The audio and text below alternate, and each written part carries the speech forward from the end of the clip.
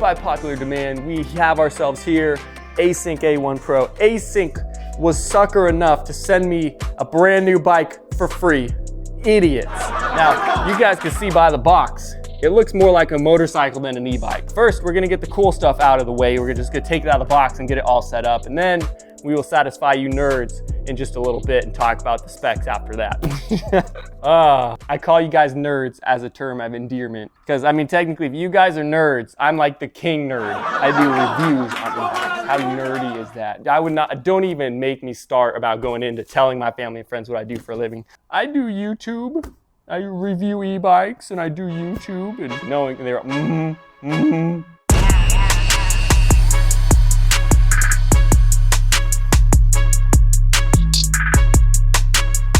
See these quick disconnect clips here?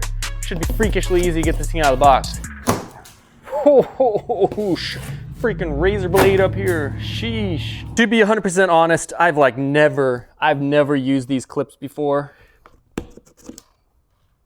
Probably should have been using them this whole time. Wow. Look at this thing. Wow.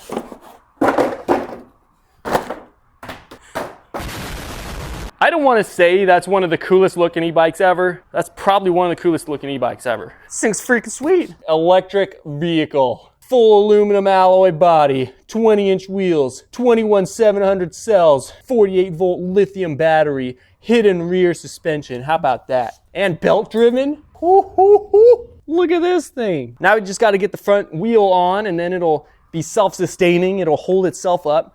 So yeah, anyway, let's just do that. So go ahead and smash that like button, because I think I earned it.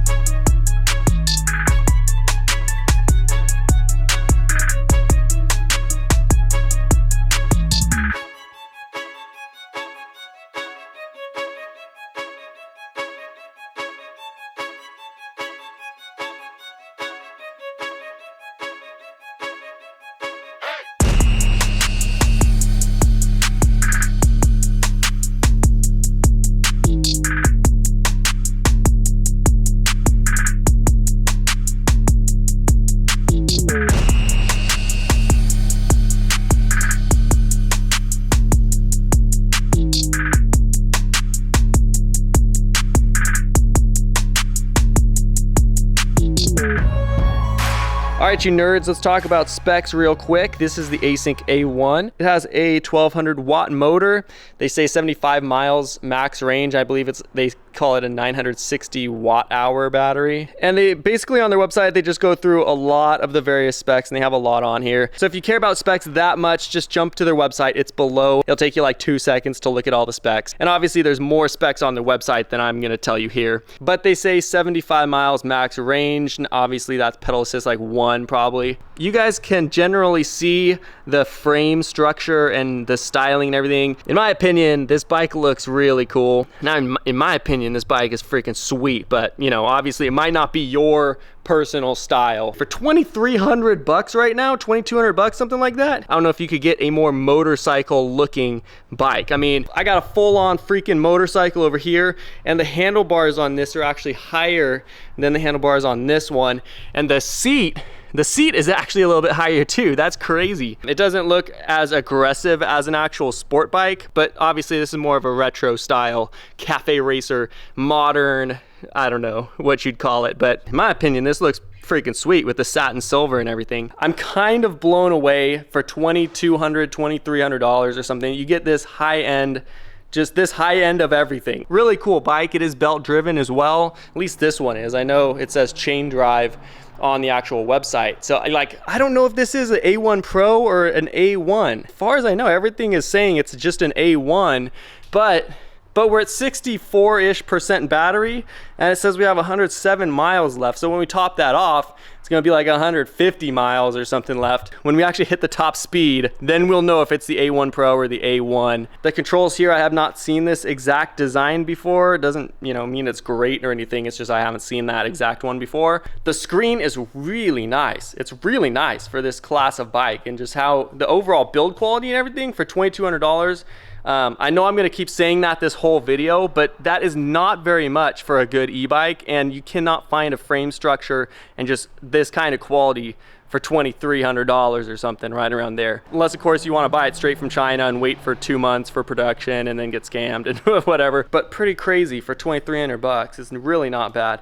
If you hold the middle button down, by the way, what I just did, you can adjust all the various parameters that, you know, that is adjustable. Anyway, really nice software. So far, I am very impressed with what I'm seeing. And this color scheme just looks absolutely money for this bike. You got some disc brakes down here. Apparently it's like 4 piston. The taillight is actually doing that from like the bottom up sequence. And I guess that's just for style. I guess that's to look cool, or maybe to draw attention to drivers or other pedestrians or something on the road. But it is a functional taillight as well, and behind the taillight is the battery pack. So let me open that up for you real quick. So here's the battery pack here. I really want to say this is the A1 Pro just by the size of the battery pack. So anyway, if this is the A1 or the A1 Pro, I still get a very similar experience. Just won't go as far if it's not the Pro version, but that'll be determined tomorrow when I get this actually on its first ride. Tomorrow, I will get this thing on the road on its first ride. Just get my overall impressions, and we'll get a top speed as well, and then the full range test. And then when I have all that done, we can determine if it's actually worth buying for the price or not. So anyway, let's get this charged up and see you guys tomorrow. All right, day number 2 with the Async A1. I looked into this overnight, and I did in fact figure out this is the A1 Pro. It just didn't say Pro anywhere. So these obviously control your pedal assist all the way up to 3, but if you hold down the plus and the center button at the same time, turns it into off-road mode, if you guys can see that. What that does is basically unlock the bike entirely. They told me it unlocks 2,500 watt peak power capabilities, and should get me to like roughly 35-ish miles per hour. So anyway, fun fact, that's how you guys get to off-road mode if you ever get yourself an A1 or an A1 Pro. Async was like, this is like one of the best bikes you're ever gonna ride. So let's see what you got, Async. All right, you guys, riding the Async A1 for the first time. Oh, sheesh. Off-road mode is pedal assist. Woo! This thing feels like a legit motorcycle already. What the heck? That is hilarious. What the freak? No way. It sounds like a motorcycle too. You know what? I need to check the actual price of the A1 Pro, but freak. This thing rides so smooth. Stops nice. Wow. That's freaking crazy. It legit feels like a dirt bike or something, like a cafe racer style bike. I guess not like a dirt bike, but. And it's a legal e-bike, everybody. It said we're at 34 right there. I feel like this is a GPS unit. I don't think it's actually wired in to like actual speed sensors. I can't tell. It was jumping around a little bit, which makes me think it was a GPS. With voltage sag, we're at 98%. So obviously a good sized battery pack if voltage sag only brings it down 2%. On full throttle too, at max amps. This thing's freaking sweet. Oh, this might just be one of my new favorites for the... Oh, mother mucker. I need to tighten the handlebars down just a little tad bit. Wow. Probably not their fault. I did not even check to... Yeah, that was one thing I didn't tighten was the handlebars. All right, we're still here. We're still here. We're alive. Oh, it's a paid feature too. How about that? Can't even reset the odometer on this app without being a paid feature now after the update. How about that? All right, but at least it still tells us our speed and our max speed. So let's freaking send this thing and see what we get for a max speed. So let's freaking do it. It's got some decent jump to it right off the bat. It's definitely got enough torque. Yeah, I need to definitely tighten the handlebars down. I'm just gonna ride it pretty cautiously, I guess, from here on out. Says we're at 30. Jumped down to 26, now it's at 32. I feel like it must be a GPS unit. Which isn't necessarily a bad thing, because I mean, some speedometers are just inaccurate, matched up with their speed sensors for improper wheel size and whatnot. So I mean, and they're like permanently inaccurate. At least this is reading it at the actual speed. 35 it said. All right, now I don't want to break my handlebars again, so I'll take it nice and easy. I would assume the A1 Pro is right in the $3,000 range.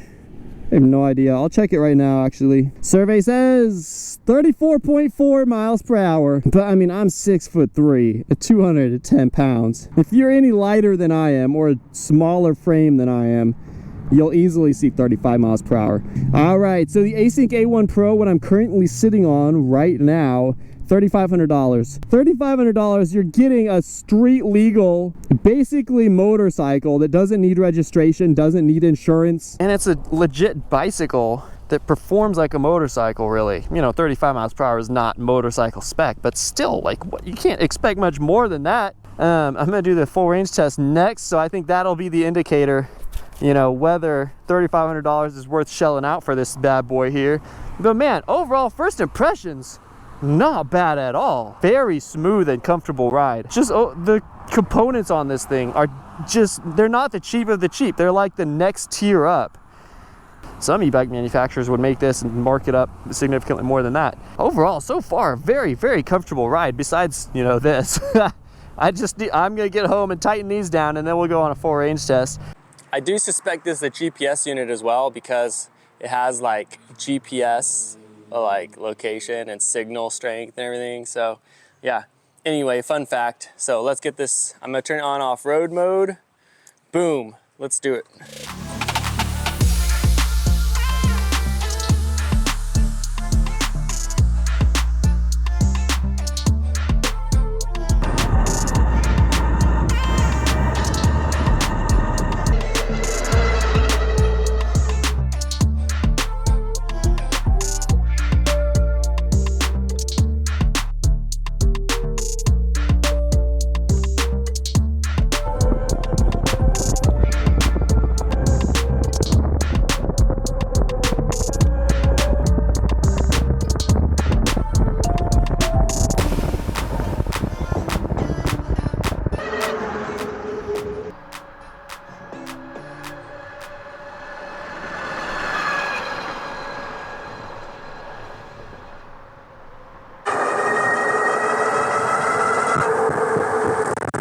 Let's go for a brake test.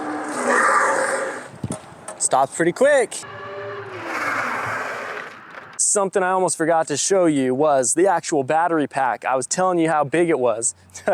No pun intended. To charge it and take the battery pack out, whatever, you just turn the key, opens up the port here, push the tab, out comes the connector. All right, so here, everybody, is the Async A1 Pro battery pack. This thing is absolutely massive. Yeah, you guys can see this thing is big and long and thick. Absolutely massive. So I'm gonna put it right back in. Just want to show you guys that before we actually, you know, I feel like it's an important thing to show you guys. We are ready to ride again.